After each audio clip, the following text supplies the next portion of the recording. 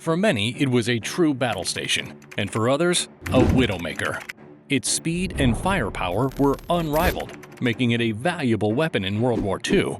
But flying it was no easy task. So how did they do it? Here's the story of the P-38. In the aftermath of World War I, the global economy suffered a major blow.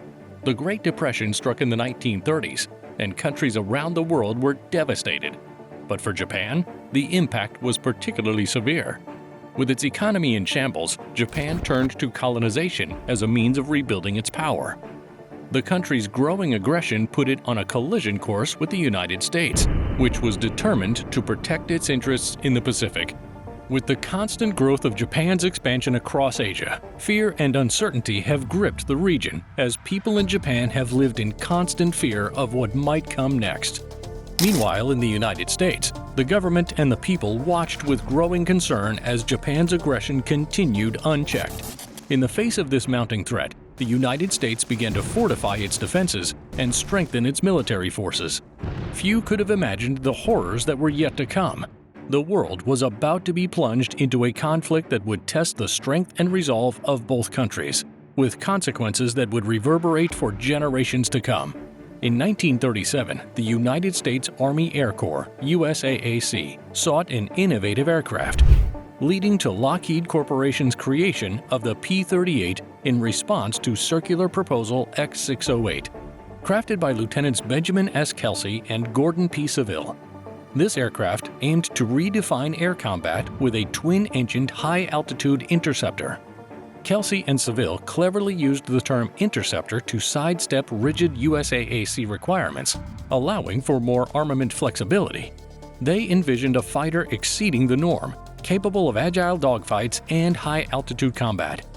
The specifications demanded an unprecedented maximum airspeed of 360 miles per hour at altitude and a rapid climb to 20,000 feet within 6 minutes, pushing the boundaries of USAAC requirements. The quest for a more capable fighter led to the formation of Lockheed's Skunk Works, a covert engineering team tasked with realizing this ambitious project. Hal Hibbard and Clarence Kelly Johnson, at the helm of the Lockheed design team, explored various twin-engine configurations, including the innovative concept of placing both engines in a central fuselage with push-pull propellers. Over time, the Vultee XP-1015 design proved insufficient for the demanding requirements, paving the way for Lockheed's P-38 to take center stage. With liquid-cooled Allison V1710 engines and a tricycle landing gear earning extra points, the P-38 became a symbol of innovation in aviation history. The Lockheed team opted for an innovative design, utilizing twin booms to house the tail assembly, engines, and turbo superchargers, while placing the pilot and armament in a central nacelle. The XP-38 gondola mock-up was crafted to accommodate two 50-caliber M2 Browning machine guns with 200 rounds per gun, along with two 30-caliber Brownings boasting 500 rounds per gun. To enhance firepower, a prototype T1 23mm autocannon was integrated, later replaced by a T9 37mm autocannon in the YP-38 prototypes. In departure from conventional U.S. aircraft design, which favored wing-mounted guns, the P-38 featured nose-mounted armament. This setup, with a 20mm cannon and 4 machine guns, allowed for extended ranges without convergence limitations. The Lightning's precision was evident, hitting targets reliably up to 1,000 yards. The 20mm cannon had a rate of fire of about 650 rounds per minute, while the 50-caliber machine guns operated at approximately 850 rounds per minute. A unique combination of firepower resulted in a combined rate of fire exceeding 4,000 rounds per minute. The Lockheed P-38's tricycle undercarriage and bubble canopy showcased forward-thinking design. It boasted two 1,000 horsepower turbo-supercharged 12-cylinder Allison V1710 engines with counter-rotating propellers, eliminating torque effects. Positioned behind the engines, the turbocharger's exposed exhaust sides adorned the dorsal surfaces of the booms. Achieving counter-rotation involved utilizing handed engines, where the crankshafts turned in opposite directions, a testament to the modular design of the V1710 aircraft power plant. As the P-38 took shape, challenges emerged.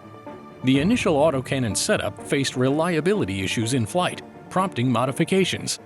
The final configuration, featuring a T9 37mm autocannon, addressed these concerns, ensuring the Lightning's formidable armament performed with precision. The P38 was a sleek machine, the first to utilize stainless steel and streamlined flush-riveted aluminum panels. But that's just the beginning of this aircraft's story. In June 1937, Lockheed soared to victory in fierce competition with its Model 22, securing a contract to build the prototype XP-38 for $163,000. However, the prototype's actual cost would skyrocket to $761,000 during Lockheed's meticulous construction process, unfolding within the walls of an old bourbon distillery turned aerospace haven in July 1938.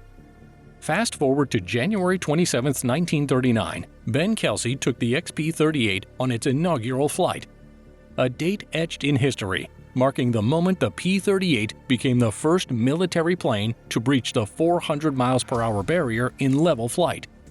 But this was just the tip of the aviation iceberg. Kelsey then recommended a speed race to Wright Field on February 11, 1939, to move the aircraft for further testing. General Henry Hap Arnold, commander of the USAAC, supported the record attempt and suggested a cross-country trip to New York. What followed was an astonishing record-breaking flight from California to New York in a mere 7 hours and 2 minutes, excluding refueling stops. As Kelsey navigated the skies, Arnold, bundled up against the cold, congratulated him during a refueling stop at Wright Field, urging him not to spare the horses for the next leg. The XP-38 soared to 420 mph, setting the skies ablaze with its speed. However, fate took an unexpected turn as carburetor icing forced a premature landing short of the Mitchell runway in Hampstead, New York, resulting in the aircraft's wreckage. Yet, from the ashes of this setback rose the phoenix of success for the P-38 aircraft. The Air Corps, impressed by the record flight, promptly ordered 13 YP-38s in April 1939, each priced at $134,284. Lockheed's chief test pilot, Tony LeVere, dismissed the incident as an unnecessary publicity stunt. Still, Kelsey, who saw it differently, believed that the loss of the prototype accelerated the program by truncating the initial test series. The production of YP-38s faced delays due in part to modifications aimed at achieving mass production, resulting in substantial differences in construction from the initial prototype. This setback was further worsened by the abrupt expansion of Lockheed's Burbank facility, transitioning from a specialized civilian firm to a major government defense contractor, producing various aircraft, including Venturas, Harpoons, and even designing the Constellation for Trans World Airlines. It wasn't until September 1940 that the first YP-38 was completed, embarking on its maiden flight on September 17th. The final YP-38, the 13th in the series, reached the USAAC in June 1941. Out of these, 12 were reserved for flight testing, while one was designated for destructive stress testing. These YPs underwent substantial redesigns, featuring notable differences from the handcrafted XP-38. They were not only lighter, but also showcased modifications in engine fit. Notably, the propeller rotation was reversed, enhancing the aircraft's stability as a gunnery platform. However, the journey was not without challenges. Test flights brought to light initial concerns believed to be related to tail flutter. At high speeds, particularly approaching Mach 0.68 and during dives, the aircraft encountered violent tail shaking, causing the nose to tuck under in what is known as Mach tuck. Once caught in this dive, the fighter would succumb to a high-speed compressibility stall, with the controls locking up. Pilots had limited options, either bail out if possible or ride it out until reaching denser air for a chance to pull out.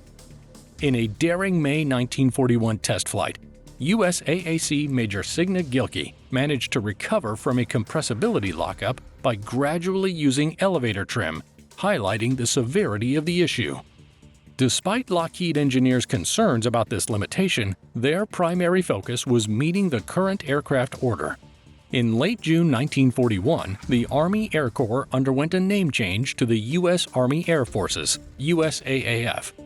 By September 1941, 65 Lightnings were completed for the USAAF, with more in the pipeline for the USAAF, the Royal Air Force, and the Free French Air Force stationed in England. In November 1941, the initial hurdles on the assembly line were conquered, granting the engineering team more time to confront the challenges of frozen controls during dives. Lockheed brainstormed several tests, aiming to unravel this mystery. Their first attempt involved the installation of spring-loaded servo tabs on the elevator trailing edge, designed to assist the pilot when control yoke forces surpassed 30 pounds force, 130 newtons, in a high-speed dive. These tabs would augment the pilot's efforts when needed. Assigned with a high-altitude test sequence, skilled pilot Ralph Verdon was instructed to exercise caution, avoiding high speeds and rapid maneuvers in denser air at low altitudes. A note emphasizing this precaution was taped to the test aircraft's instrument panel.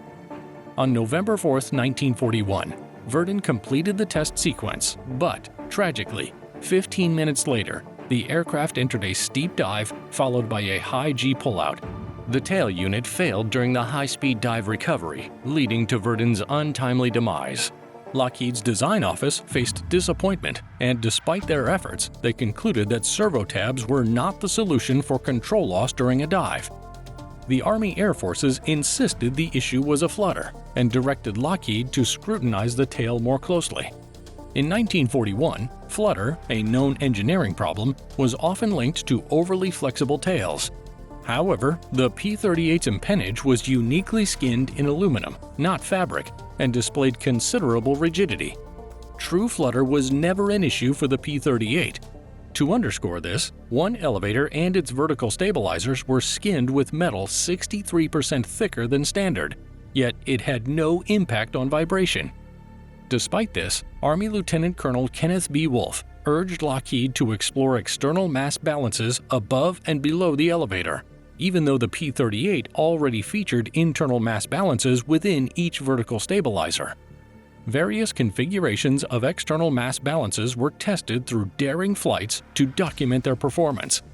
In report number 2414, Kelly Johnson explained to Wolfe that the violence of the vibration was unchanged, and the diving tendency was naturally the same for all conditions. The external mass balances proved ineffective. Nevertheless, at Wolfe's insistence, every P-38 built thereafter incorporated these additional external balances, marking a persistent effort to address the challenge despite the setbacks.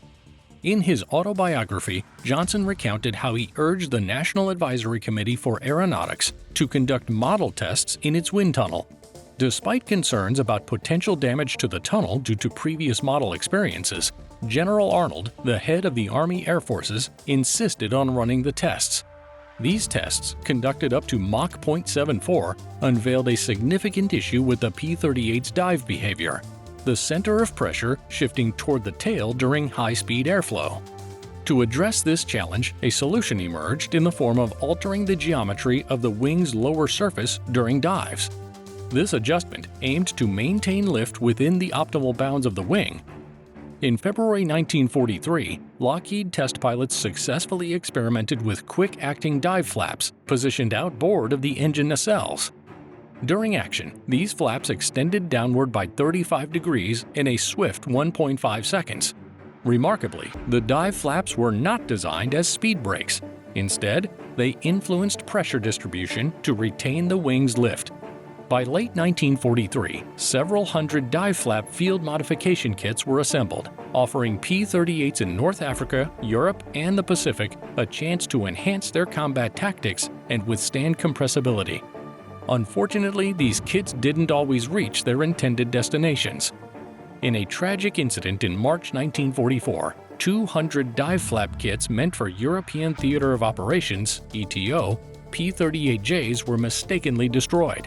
An RAF fighter confusing the Douglas C-54 Skymaster for a German Focke-Wulf FW-200 shot down the equipment en route to England. Back in Burbank, a practical approach was taken in modifying P-38Js produced in the spring of 1944. Towed out to the ramp and modified outdoors, these aircraft showcased the resilience of the design. However, despite the proven effectiveness of the dive flaps in tactical maneuvers, a production delay of 14 months limited their widespread implementation. It wasn't until June 1944 that the final 210 P-38Js off the assembly line were equipped with dive flaps. Regrettably, only the latter half of all bolts of Lightning built had these essential modifications incorporated as a standard assembly line feature.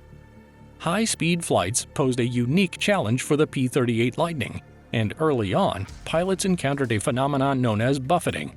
This aerodynamic hiccup, often confused with compressibility, manifested as an unsettling tail shake during high-speed maneuvers. The source of this turbulence was traced to airflow disturbances ahead of the tail, causing the aircraft to shake uncontrollably. Various attempts to tackle this issue included experimenting with leading-edge wing slots and adjusting the configuration between the wing, cockpit, and engine nacelles. In the pursuit of a solution, Air Tunnel Test number 15 emerged as the hero, eliminating buffeting. Its innovative fillet design was swiftly incorporated into every subsequent P-38 airframe. The remedy didn't stop there. Fillet kits were dispatched to every squadron flying Lightnings. The root cause? A 40% surge in airspeed at the wing fuselage junction, where the thickness-chord ratio peaked. At speeds of 500 miles per hour or 800 kilometers per hour at 25,000 feet, 7,600 meters, airflow at this crucial junction neared the speed of sound. Thanks to filleting, the buffeting menace was vanquished for the P-38E and later models. As the Lightning soared through the skies, another hurdle presented itself due to its unique design: outwardly rotating counter-rotating propellers.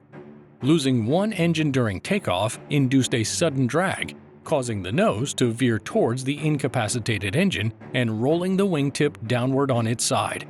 Standard training for twin-engined aircraft called for full throttle on the remaining engine to maintain airspeed. However, in the case of the P-38, this routine response resulted in a perilous yawing roll, flipping the aircraft uncontrollably. Eventually, pilots were equipped with procedures to navigate this precarious scenario, involving reducing power on the operational engine, feathering the prop on the failed engine, and gradually increasing power for stable flight. Single-engined takeoffs became an option, albeit not with a full fuel and ammunition load. Adding to the P-38's unique features was its unusually quiet engine, thanks to the muffled exhausts courtesy of General Electric turbo superchargers on the twin Allison V12s. However, this innovative design didn't come without its quirks. Pilots grappled with cockpit temperature regulation issues, experiencing excessive heat in the tropical sun due to limited canopy opening and uncomfortable cold in northern Europe and at high altitudes. The distance of the engines from the cockpit hindered efficient heat transfer. Modifications, such as electrically heated flight suits, were introduced in later variants to address these temperature-related challenges. But while this test and advancements were being made to the P-38 to make it perfect, a man whose contribution was finally going to earn the P-38 its full credit was observing. We will look at what this man did to improve this aircraft later in this video. And when I say later, I mean like right now. This man went by the name of Charles Augustus Lindbergh. But before we delve into what he did, permit me to divert a little as I share something really important you should know about the man called Charles Augustus Lindbergh. In the late 1930s, Lindbergh was on a global journey as an ambassador without a designated role. By October 1938, he found himself back in Germany, where Hermann Göring honored him with the Service Cross of the German Eagle. Despite facing criticism, Lindbergh's popularity soared among the American public. The Lindberghs were on the brink of buying a house in Wannsee, a Berlin suburb, when the infamous Kristallnacht pogroms unfolded on November 9th and 10th, 1938.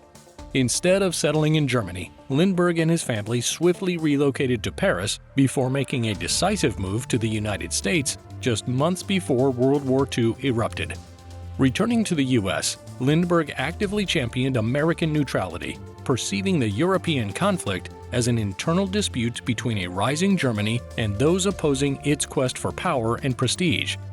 He contended that only Germany could thwart the Asiatic hordes and prevent the potential overrun of Europe.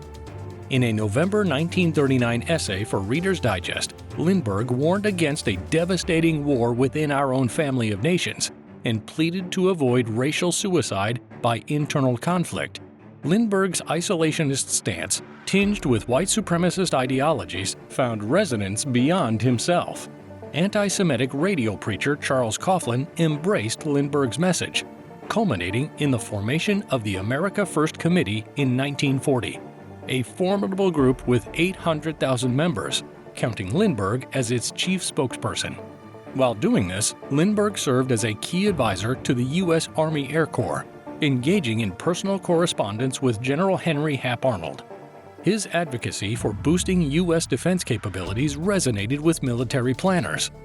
However, Lindbergh's strategic vision was clouded by the belief that aviation was a unique Western innovation, crucial for the white race's survival amid a sea of yellow, black, and brown. Addressing an America First meeting in October 1940, Lindbergh confidently asserted that no Asian nation posed a serious aviation threat to the United States at that time. Little did he know that a little over a year later, the Japanese attack on Pearl Harbor would shatter this perception, revealing the fatal flaw in Lindbergh's conclusions. The heated debate surrounding the war transformed into a personal clash between Lindbergh and President Franklin D. Roosevelt. By April 1941, when Roosevelt likened Lindbergh to Confederate sympathizer Clement Vallandigham, Lindbergh took a decisive step by resigning from his Air Corps Reserve Commission. Throughout 1941, Lindbergh threw himself into the anti-war movement, addressing crowds nationwide. Secretary of the Interior Harold Ickes emerged as Lindbergh's most formidable opponent, challenging him to denounce Nazi Germany. Lindbergh, however, refused to comply, even as friends urged him to confront the mounting pro-Nazi accusations. In a pivotal moment on September 11, 1941, during an America First speech in Des Moines, Iowa, Lindbergh pointed fingers at the British, the Jewish, and the Roosevelt administration as war agitators, using misinformation and propaganda to manipulate the American public. The fallout was swift, support for Lindbergh waned, and the speech was condemned as anti-Semitic and un-American. The Madison Square Garden rally on October 30, 1941, revealed open displays of Nazi sympathies among attendees.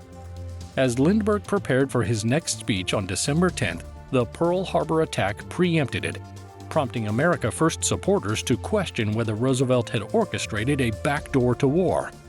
As the United States entered the conflict, Lindbergh's America First colleagues enlisted, but his previous resignation from the military during the clash with Roosevelt closed that avenue.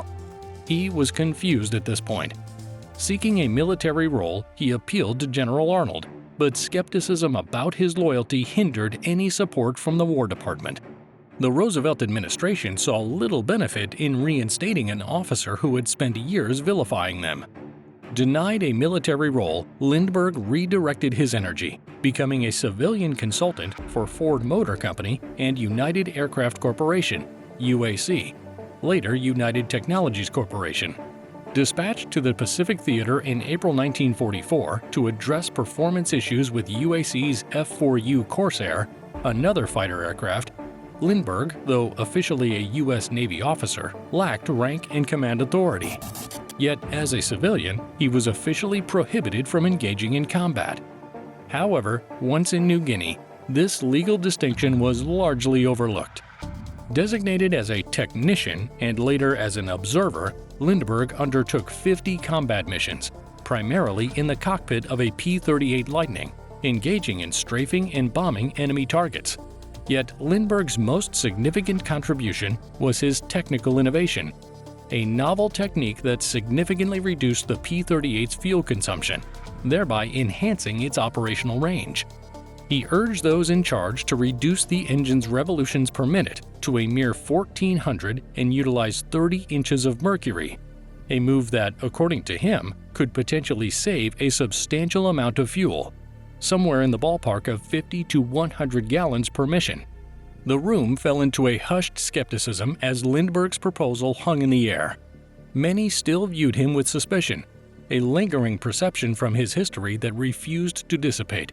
However, determined to prove the merit of his idea, Lindbergh offered to lead the way and test his theory in action, As the P-38s adhered to Lindbergh's recommended settings, something extraordinary unfolded.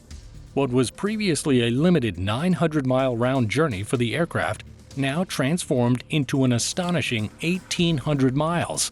The implications of this extended range were monumental, paving the way for a strategic advantage that had previously been overlooked. Merely 5 months after his theory had been, the P-38s embarked on a mission to attack Balikpapan in Borneo, a critical hub of Japan's oil production in the Pacific.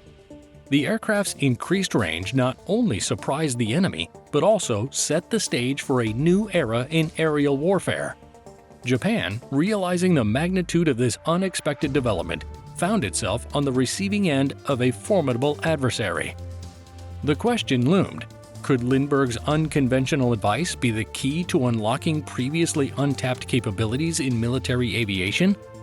As the P-38s demonstrated their extended range in the face of adversity, the skeptics were left to ponder the potential of uncharted territories in aerial strategy. Lindbergh's audacious gamble not only defied expectations, but also opened up new possibilities for fuel-efficient operations.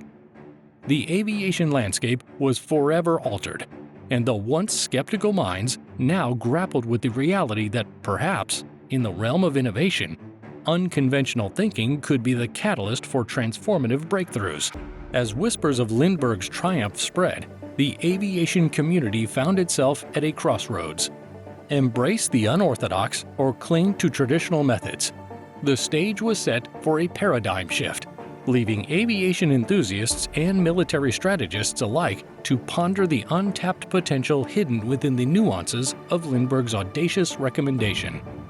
The skies, it seemed, held secrets waiting to be unveiled, and Lindbergh had just scratched the surface. During an interview with Teddy Hanks, a P-38 crew chief, he confirmed that if he had to name one person who contributed more to the war in the Pacific, he would honestly say it was Charles Augustus Lindbergh. This is because in addition to giving them tips on how to save fuel, he showed the pilots how to shift the aircraft into overdrive. From September 1944, P-38 unleashed its wrath on the Philippines, and trust me, its impact was nothing short of seismic. It reverberated through the pages of history with a resonance that still echoes today. Figures like Dick Bong, Tony Maguire, and Charles McDonald, three aces of unparalleled skill and determination, emerged to ensure that the P-38 would ascend to unparalleled heights, securing its legacy as the most lethal fighter of World War II. But as the war unfolded, a tantalizing question lingered in the air. What if the P-38 had been unleashed upon Hiroshima and Nagasaki? The sheer power and prowess of this aircraft were poised to alter the course of history. Yet fate had a different script. The P-38, though not the harbinger of destruction in those fateful cities, played a pivotal role in shaping the circumstances that made such a momentous event possible. As the P-38 threaded its way through the turbulent years of war, it left an indomitable imprint on the hearts of those who witnessed its grace and might. Today, the P-38's legacy beckons, a captivating saga waiting to be explored. So imagine being a pilot in World War II. Facing the enemy in the skies above Europe, your P-38 is fast, but it's also dangerous. A single mistake could cost you your life. But you have to fly it, for your country, for your allies, and the sake of victory. This is the story of the brave men who flew the P-38 Lockheed Lightning. It was a test of skill, courage, and endurance, and only the best could master it. What do you have to say about this aircraft? Let us know in the comments section below. If you enjoyed this video, consider giving it a like, and don't forget to subscribe to our channel if you are coming across it for the first time. See you in our next video.